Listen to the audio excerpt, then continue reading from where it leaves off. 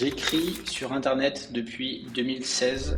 J'ai commencé à publier des articles à l'époque sur medium.com. J'ai toujours continué à alimenter mon blog, à alimenter ma newsletter. J'ai auto-publié un premier livre avant Live Mentor et j'ai auto-publié un second livre pendant Live Mentor. J'ai toujours eu cette conscience qu'il faut que je me prépare pour le jour où je partirai.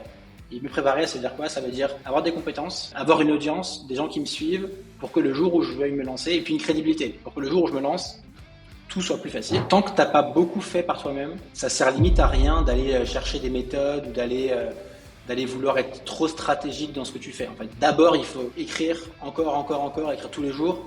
Et une fois que tu l'as fait suffisamment, que tu as commencé à avoir des réflexes, c'est là que tu vas pouvoir aller mettre des méthodes, aller suivre les règles pour ensuite t'en défaire. Moi, j'essaye d'utiliser l'IA assez régulièrement. Alors, je me suis créé des agents pour m'aider sur l'écriture de texte, mais en fait, je les utilise pas tellement parce que moi, j'aime profondément écrire. Donc, j'ai pas envie de déléguer ce que j'aime de ma journée. Lui, c'est Valentin Decker, un copywriter qui exerce depuis maintenant une dizaine d'années. Il a travaillé chez Live Mentor pendant près de 2 ans où il était en CDI, mais il ressentait ce besoin en lui d'entreprendre. Alors il a décidé de créer Sauce Writing, une école d'écriture en ligne. Et il est également très présent sur YouTube avec une chaîne à près de 2000 abonnés. Bref, c'est un entrepreneur aux multiples casquettes que j'ai eu la chance de recevoir sur la chaîne pour parler de copywriting, de reconversion professionnelle et même de l'intelligence artificielle dans les métiers de l'écriture. J'espère que l'interview te plaira. Si c'est le cas, n'hésite pas à la liker et à t'abonner à la chaîne. Ça nous soutient énormément. Allez, je te laisse avec l'interview. Valentin, enchanté, merci beaucoup d'avoir accepté notre invitation. Comme je fais habituellement en introduction, j'ai fait une petite présentation de toi, mais j'aimerais, avant de commencer l'interview, que tu puisses te présenter, dire qui tu es, ce que tu fais dans la vie également. Ok, bah écoute, merci beaucoup pour l'invitation. Valentin, j'ai 32 ans dans 4 jours. J'habite actuellement, je viens de déménager vers la Normandie et moi, j'écris sur Internet depuis 2016. J'ai commencé à publier des articles à l'époque sur medium.com et je me suis un peu pris au jeu. J'ai découvert au passage l'univers du marketing, de l'entrepreneuriat, des startups, du freelancing, du dev perso. Et je me suis fait prendre un peu dans cette machine à laver. Et du coup, j'ai trouvé un stage dans l'écriture. Ensuite, je suis devenu copywriter en CDI. Ensuite, je suis devenu copywriter freelance pour plein de startups différentes. Et là, depuis 2020, en 2020, j'ai créé Sauce Writing, qui est mon école d'écriture en ligne. Et aujourd'hui, j'accompagne des freelances en écriture, donc des copywriters, des rédacteurs, à vivre de leur activité. Et je fais que ça aujourd'hui. D'accord. Et quand tu as commencé, du coup, en 2016, t'écrivais juste sur des sujets qui te passionnaient ou tu avais quand même un sens d'écrire avec un intérêt derrière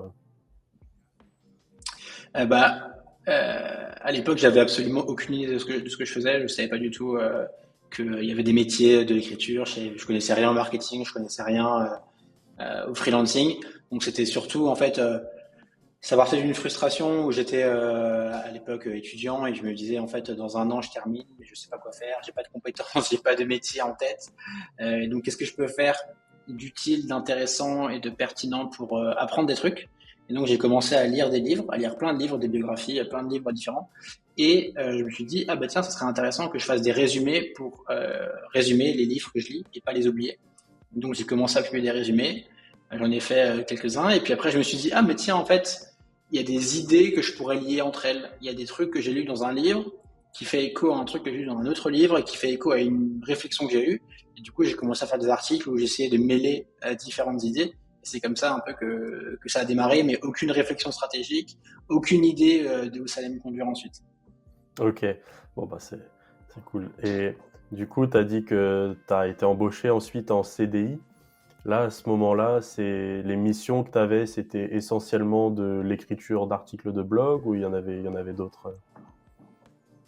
Donc ouais, après mes études en fait, moi j'avais déjà plus ou moins en tête de me lancer en tant qu'entrepreneur, c'est ce que je voulais faire. Alors je savais pas du tout à quoi ça ressemblait, j'avais pas de compétences, j'avais pas de réseau, j'avais rien, donc ça me paraissait encore très flou, très abstrait. Et donc du coup je me rappelle, j'ai écouté un podcast avec Alexandre Dana, donc qui est le CEO, le fondateur de Live Mentor, où il disait bah tiens, nous on recrute un rôle, ça s'appelle copywriter, et donc le but c'est de faire du contenu pour nous, c'est de faire des emails, c'est de faire des articles, c'est de faire plein de choses de marketing. Et en fait, je me suis rendu compte que vu que j'écrivais déjà moi-même depuis maintenant 2 ans, ben, en fait, j'avais un super profil pour ce job sans même le savoir. Et donc, j'ai publié, j'ai postulé, j'ai été accepté. Et mon rôle chez Live Mentor, au début, bah, c'était faire tous les contenus, en fait, des articles, c'était des pages de vente aussi, des emails, des newsletters, plein de formats différents. Et après, j'ai pu aussi grandir dans l'équipe marketing et m'occuper d'autres choses, m'occuper des lancements de formation, mais vraiment avec cette compétence cœur qui était l'écriture et le copywriting que j'ai aussi un peu appris sur le tas chez Live Mentor. Ok, et donc t'es resté combien de temps exactement chez eux? Je suis resté exactement 2 ans. Ok. Et en 2 ans, tu sens que ton niveau en copywriting a beaucoup évolué?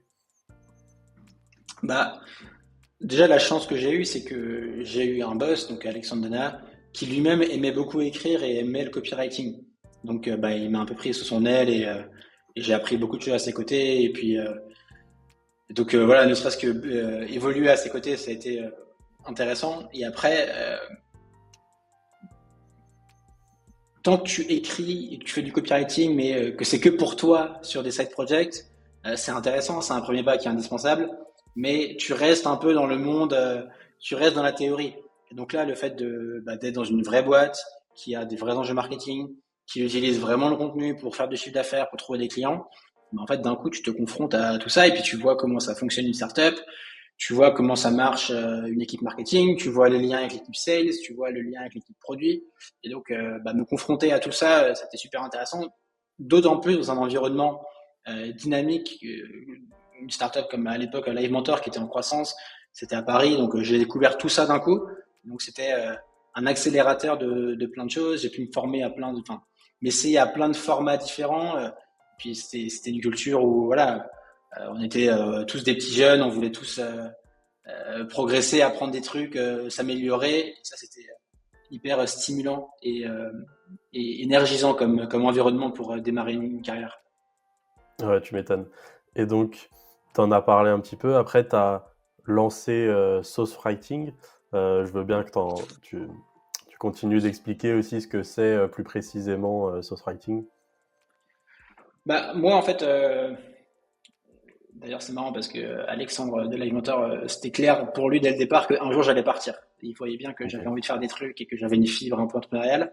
Donc, bah, quand je lui ai dit, bah voilà, maintenant ça fait 2 ans, à la fin de l'année, j'aimerais partir, etc. Il m'a dit, bah, il a compris et puis il m'a même encouragé à faire la transition, donc ça c'était cool. Euh, mais donc quand je suis parti, bah, j'avais fait 2 ans en tant que copywriter et j'écrivais déjà depuis 4 ans. Parce que moi, en parallèle de Live Mentor, j'ai jamais arrêté d'écrire pour moi. J'ai toujours continué à alimenter mon blog, à alimenter ma newsletter et j'ai écrit, j'ai publié, auto-publié un premier livre avant Live Mentor et j'ai auto-publié un second livre pendant Live Mentor. Donc tu vois, je me suis jamais arrêté. Et j'ai toujours eu cette conscience que le jour où il faut que je me prépare pour le jour où je partirai. Et me préparer, ça veut dire quoi? Ça veut dire avoir des compétences, avoir une audience, des gens qui me suivent, pour que le jour où je veuille me lancer, et puis une crédibilité, pour que le jour où je me lance, tout soit plus facile. Et donc c'est ce qui s'est passé. Et quand j'ai quitté Live Mentor, je me suis dit, bah, qu'est-ce que je peux faire? Bah, la compétence que j'ai développée, l'audience que j'ai commencé à construire, tout ça, ça tourne autour de l'écriture. Donc j'ai lancé mon école d'écriture en ligne. En parallèle, hein, j'ai fait plein de missions en freelance pour continuer à gagner de l'argent à court terme, le temps que l'école prenne. Et donc au début, je me suis lancé vraiment avec un prisme uniquement écriture pure. Donc tu vois, il n'y avait pas la dimension business et la dimension freelancing. Donc j'ai testé plein de choses, j'ai fait des formations, du coaching, j'avais une communauté, j'ai testé un peu tous les modèles pour vivre d'une activité en ligne. Et jusqu'à en 2022, je me suis dit en fait, je vais lier écriture et business autour du fait de vivre du freelancing en écriture.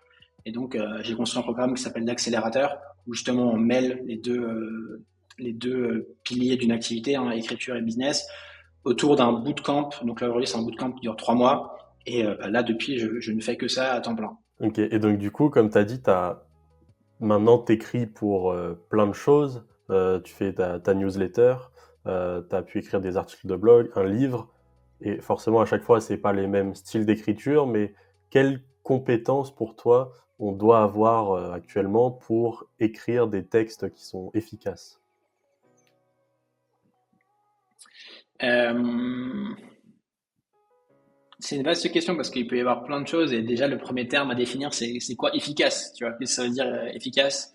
Euh, et tu vois, peut-être le premier réflexe qu'on pourrait se dire, c'est ah bah c'est quoi les techniques de copywriting, c'est quoi les structures de phrases, c'est quoi les machins, etc. Euh, Tout ça, je trouve ça intéressant et je pense que pour apprendre l'écriture, c'est un peu comme apprendre n'importe quel domaine. Tu sais, tu passes par trois étapes et je crois qu'il y a une expression japonaise qui s'appelle le shu hari. Et shu, c'est d'abord tu vas copier et tu vas suivre à la lettre ce qui se fait. Plus que copier, c'est plutôt tu vas comprendre les règles. Tu vas comprendre profondément comment les règles fonctionnent. Donc tu vas te former, tu vas sur chaque format de texte, tu vas aller voir les bonnes pratiques, qu'est-ce qui est recommandé, qu'est-ce qui ne se fait pas. Ensuite, tu vas essayer d'écrire et d'appliquer bêtement ces règles, sans forcément chercher à sortir du cadre, sans chercher à être créatif. Une fois que tu l'as fait tellement de fois, tu peux te libérer de ces règles et plutôt aller vers ton propre style. Donc moi, aujourd'hui, tu vois, je réfléchis pas du tout en structure de copywriting. En fait, je l'ai tellement fait que je l'ai internalisé et que du coup, je l'ai fait à ma propre sauce. J'écris en fait avec mon style. Mais au début, oui, c'est sûr que au début, il faut aller.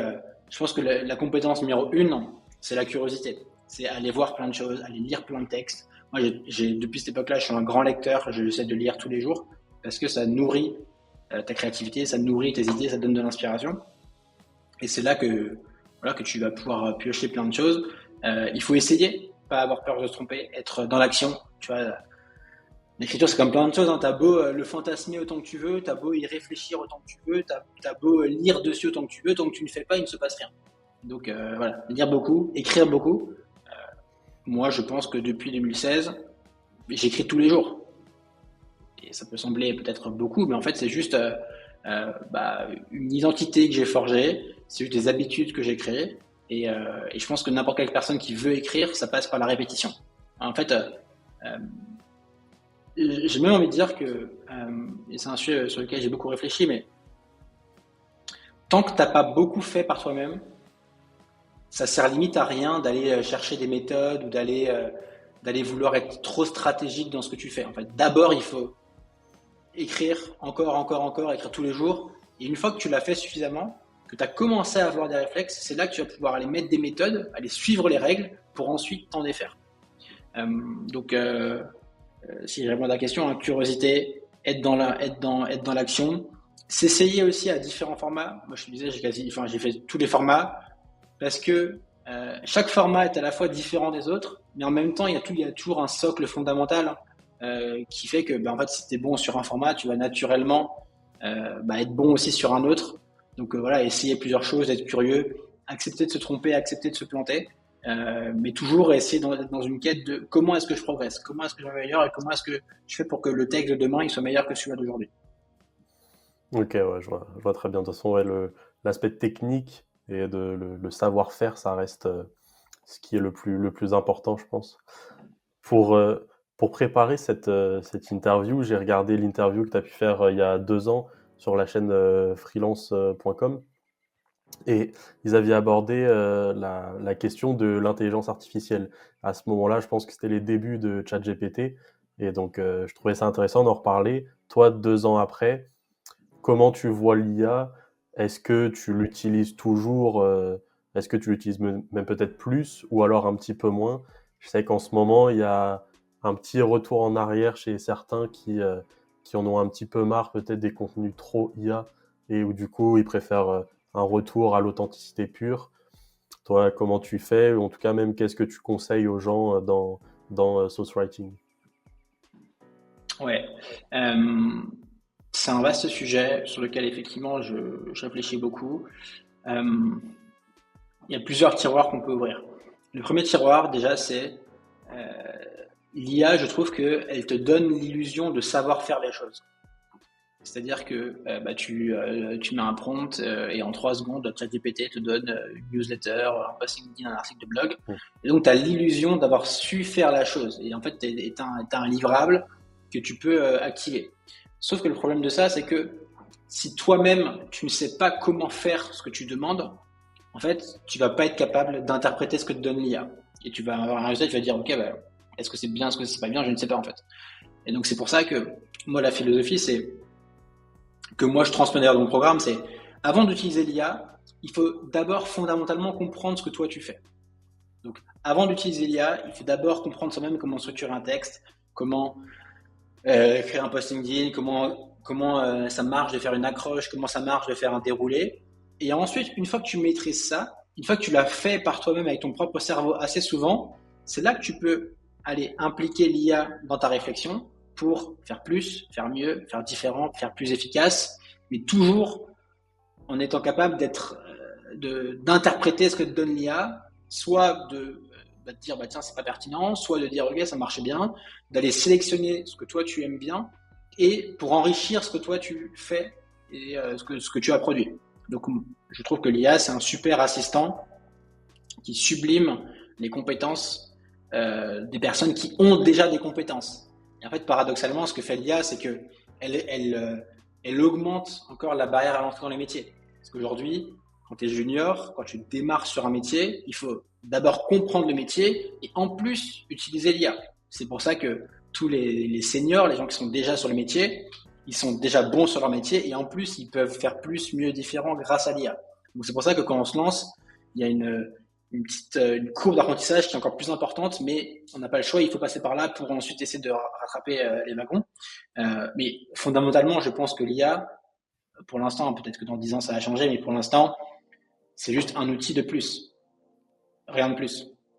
C'est un outil que tu as à disposition pour faire ton travail et délivrer ta prestation. Et un outil qu'il faut apprendre à maîtriser, qu'il faut apprendre à utiliser.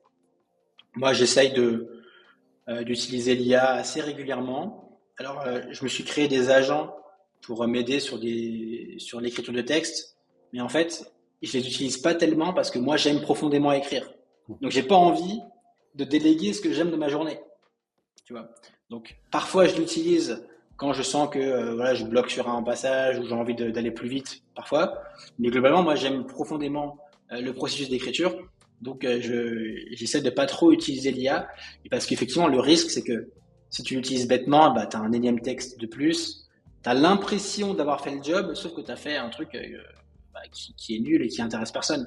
Donc, et paradoxalement, hein, plus il y a d'IA, plus il y a de contenu générique moyen, et plus on est en demande de bons contenus qui sortent du lot. Donc c'est à la fois, ça permet, ça nivelle un peu tout, mais ça crée encore plus une demande de contenus qui vont être différents, qui vont se distinguer. Donc c'est pour ça que moi je suis pas trop inquiet pour l'avenir de tous les métiers à court terme, parce que on aura toujours besoin de gens qui savent ce qu'ils font, qui sont capables d'interpréter les choses, qui sont capables de gérer un projet de contenu de A à Z, de gérer un texte de A à Z. Mais c'est juste que maintenant, il faut apprendre à utiliser l'IA dans le lot et approcher l'IA sans jugement, sans se dire c'est bien, c'est mal, mais juste c'est un outil en plus à ma disposition que je dois apprendre à utiliser. C'est tout. C'est ça, ouais, je suis tout à fait d'accord. Moi, je suis dans les métiers un peu plus de montage vidéo, donc forcément aussi dans le métier, dans ces domaines-là, on en parle beaucoup et il y a beaucoup de débats des fois de est-ce que le métier va disparaître complètement à cause de l'IA. Et comme tu as dit, je pense pas du tout. Moi personnellement, c'est juste un outil en plus. Si oui, forcément, il y en a qui vont beaucoup plus pouvoir peut-être entrer dans le métier en faisant quelque chose de moyen grâce à ces outils-là. Mais après, si tu veux faire du bon travail avec vraiment une qualité premium, là, faut forcément passer par l'apprentissage ou passer par des gens qui savent faire. Donc, je suis tout à fait d'accord. Ouais, et en fait, ce que j'observe, c'est de toute façon, tu vois, si je prends l'exemple de l'écriture, de la rédaction, avant, si tu voulais un texte basique, vite fait, bien fait, un peu rapide, tu allais soit sur une plateforme où tu sous-payais un freelance pas cher, soit tu allais carrément à Madagascar et tu bossais avec des gens qui eux-mêmes, parce qu'ils ont un niveau de vie moins élevé, facturent très peu cher. Aujourd'hui, toutes ces missions, effectivement, elles sont confiées à l'IA, parce que ça n'a plus aucun sens. Et l'IA peut faire du générique, vite fait, bien fait, pas cher, à l'infini sur demande. C'est pour ça que, en tant que créateur, en tant que freelance, en tant qu'entrepreneur, il faut monter en gamme, rajouter des compétences, rajouter une dimension stratégique à ce qu'on fait, et ne plus uniquement être dans j'exécute bêtement un truc, mais j'apporte des choses, j'apporte la connaissance d'un écosystème, j'apporte une patte, une touche, une créativité, un style, une réflexion stratégique sur ce qui est fait. Et là-dessus, il y a besoin plus que jamais de personnes qui savent ce qu'elles font, quoi. Au niveau de la reconversion professionnelle, nous hier on a sorti une vidéo justement que je vous invite à aller regarder. On a vraiment envie d'axer nos contenus sur tout ce qui est reconversion professionnelle, lancer un side business. Et toi, donc du coup, tu as fait la transition entre salarié chez Live Mentor et entrepreneur, être à ton compte. Ça s'est fait plutôt facilement, je pense, parce que tu avais déjà cette fibre en toi.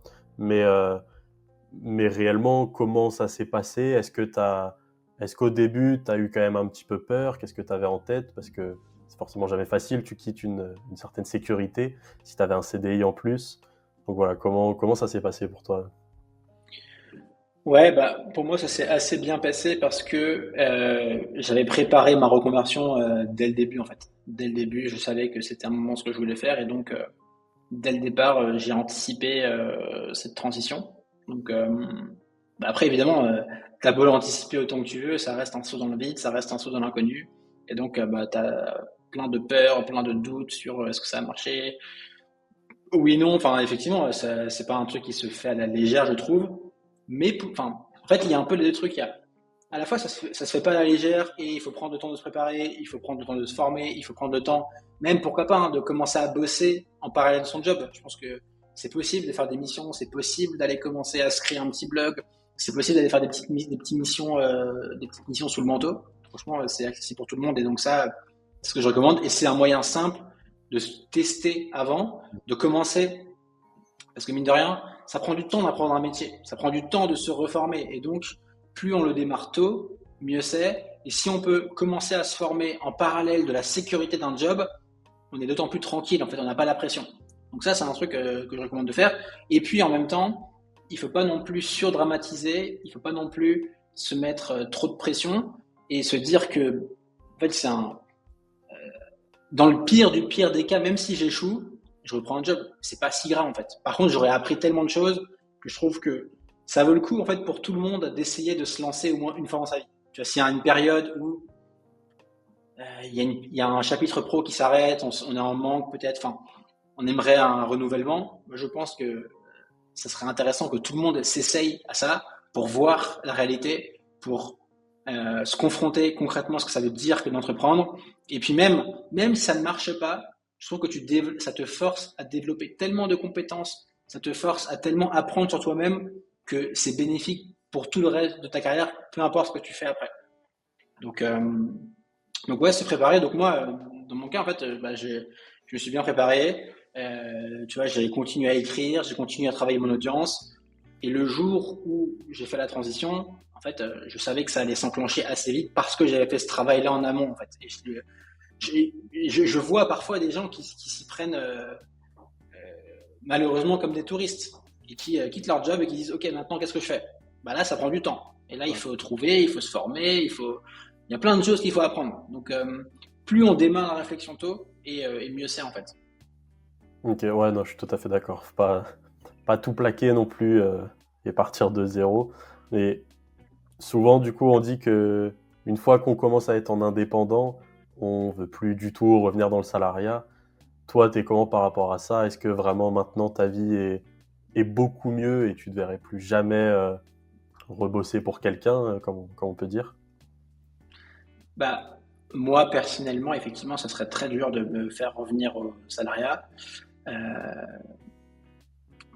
en fait, tu vois, quand ton activité marche bien, tu as tous les bénéfices que tu pourrais avoir, que tu peux imaginer. Donc, moi, je suis indépendant géographiquement. Là, tu vois, j'ai acheté une maison à la campagne, dans un coin où il y a pas de job. Donc, si je devais retrouver un job, déjà, ça serait compliqué ou faudrait que ça soit en full remote.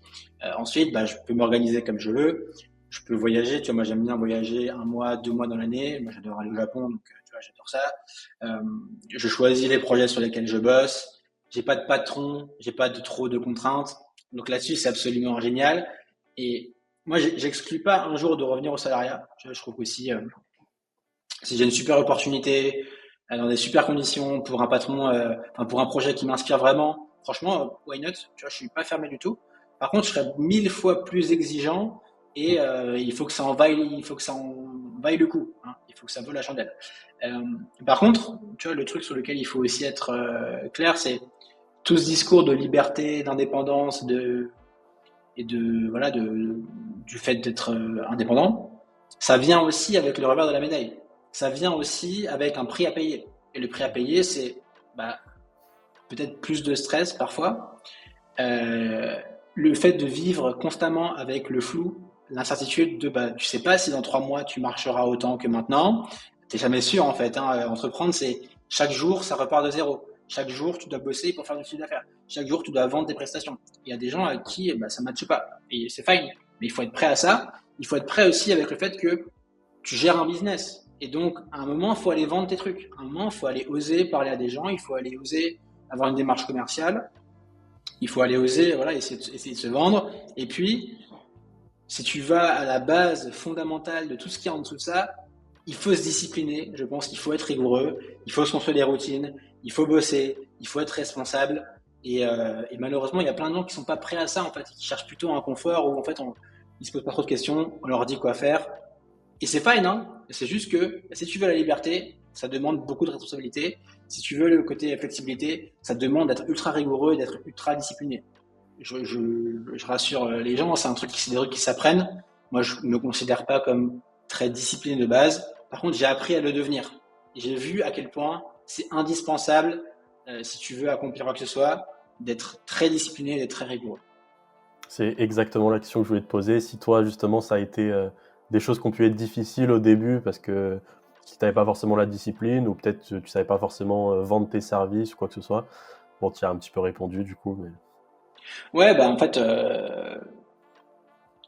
dans la chance que j'ai eue, j'ai bossé pour une start-up, donc déjà environnement très responsabilisant, où en fait tout est toujours en chantier et c'est à toi de faire des choses, tu vois, c'est à toi de prendre l'initiative. Donc ça m'a déjà bien formé en fait, au fait d'être entrepreneur. Et après, vu que j'ai pas eu une expérience trop longue de salarié, j'ai pas trop été matrixé par le besoin d'avoir un cadre, le besoin qu'on me dise quoi faire, le besoin d'avoir un patron. En fait, j'ai été assez jeune quand je me suis lancé en freelance. Donc en fait, j'ai eu le temps d'assimiler de nouveau ces nouvelles compétences, j'ai eu le temps d'assimiler tout ça, mais pour autant, pas naturel du tout. Voilà, je dirais aussi, tu vois, tu sais, il y a un truc, c'est évident, c'est bateau, mais quand tu te lances, il faut avoir la dalle, en fait. Il faut avoir envie d'y arriver. Tu vois, moi, je vois des gens parfois qui se lancent en mode. Alors moi, je me lance, par contre, j'ai pas envie de travailler plus de 3 jours par semaine. Enfin, déjà d'office, tu sais que ça part mal. Parce qu'au début, il n'y a pas d'autre raccourci que de beaucoup charbonner, en fait. Et c'est parce que tu vas faire beaucoup d'efforts, tu vas mettre des heures, que tu vas comprendre ce que tu fais, et qu'à un moment, tu pourras bosser moins. Oui, à un moment, tu peux bosser moins parce que tu as construit des compétences, tu as des assets, tu as des leviers, tu as fait des choses, tu as compris des choses, et donc tu peux baisser le pied et être plus intelligent. Mais au début, tu ne peux pas être plus intelligent. Au début, il faut juste mettre beaucoup de volume et faire du travail. Et donc, il faut être prêt à faire ça. Et moi, je me rappelle au début, même quand j'étais étudiant, même quand j'étais en période de Live Mentor, en fait, j'avais faim, j'avais la dalle. Et j'essaye de cultiver ça aujourd'hui et de ne pas, parce que j'ai accompli ce que j'ai voulu accomplir, essayer de me reposer sur mes lauriers, parce que c'est pas le cas en fait. Si tu te reposes sur tes lauriers, tu es à la merci d'un nouveau qui va arriver sur le marché et qui aura plus faim que toi et qui va te dépasser. Donc essaie de cultiver cette faim, cette détermination, mais elle est indispensable. Et en fait, même envie de dire, c'est peut-être la base en fait.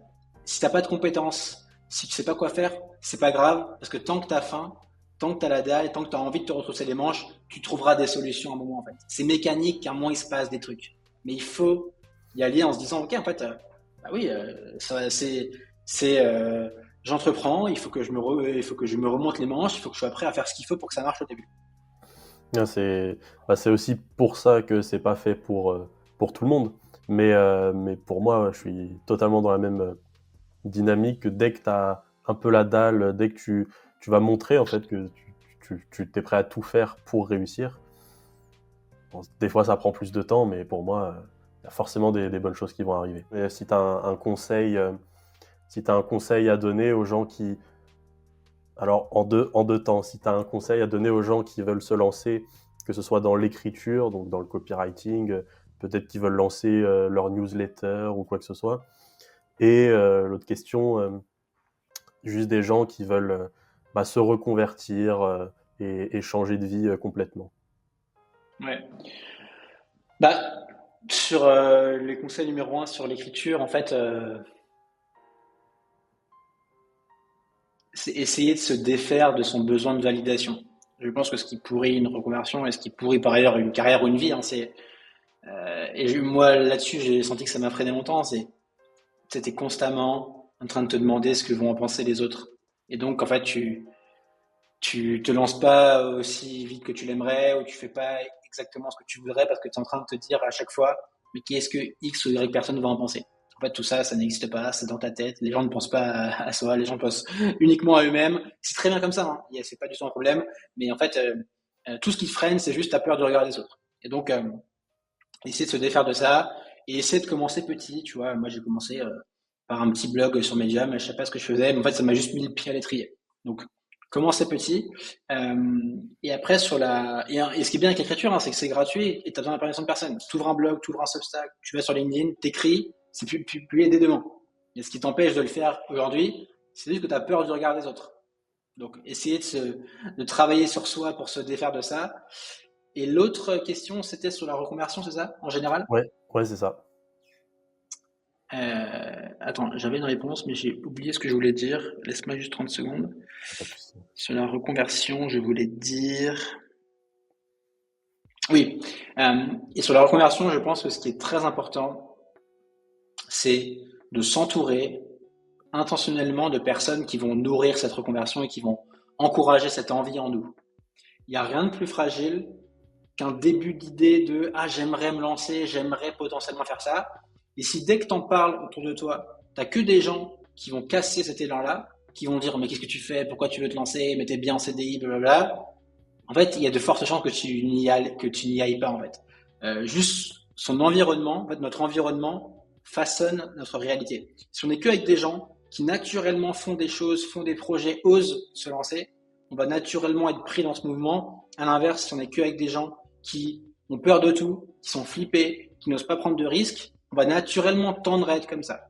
Et je sais que c'est difficile, hein. C'est difficile parce qu'en fonction de là où on vient, on peut vite être dans la case où on prend aucun risque.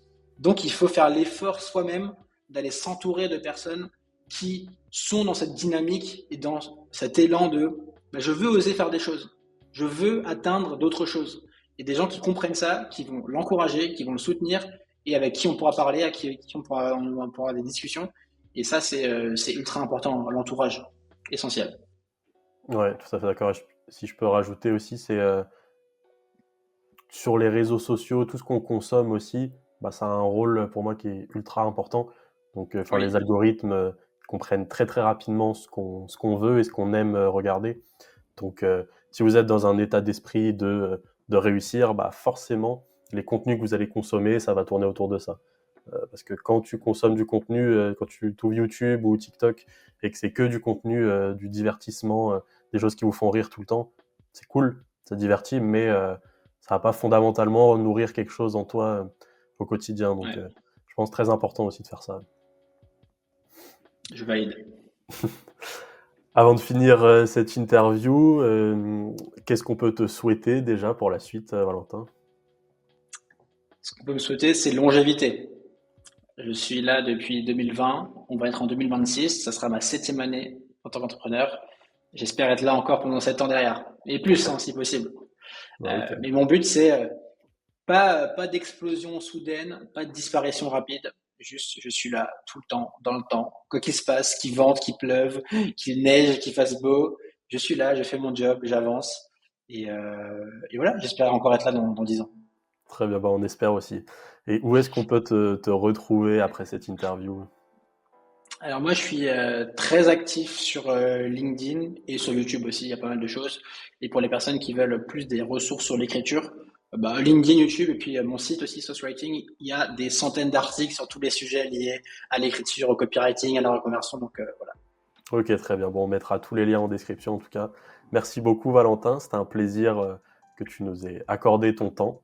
Puis je te souhaite Merci à toi, Sébastien. bon courage pour la suite et dans tes projets. Merci. Si tu es encore juste ici, je te remercie d'avoir regardé l'intégralité de l'interview avec Valentin. En description, tu retrouveras tous ces liens si tu veux suivre son travail et si aussi Sauce Writing t'intéresse. Et si l'idée de te reconvertir te trotte dans la tête depuis un petit moment, on a créé un quiz 100% gratuit. C'est un quiz qui va t'aider à savoir quel business est fait pour toi. Comme je l'ai dit, il est 100% gratuit et tu pourras le retrouver tout en haut de la description de cette vidéo. Et d'ailleurs, si la vidéo t'a plu, n'hésite pas à me le dire dans les commentaires, à la liker et à t'abonner à la chaîne en activant la petite cloche des notifications. Si tu me découvres avec cette vidéo, moi c'est Sébastien. Sur la chaîne des Makers, on poste 2 vidéos par semaine, le mercredi et le dimanche à 17h. Je te souhaite bon courage dans tes projets et à la prochaine.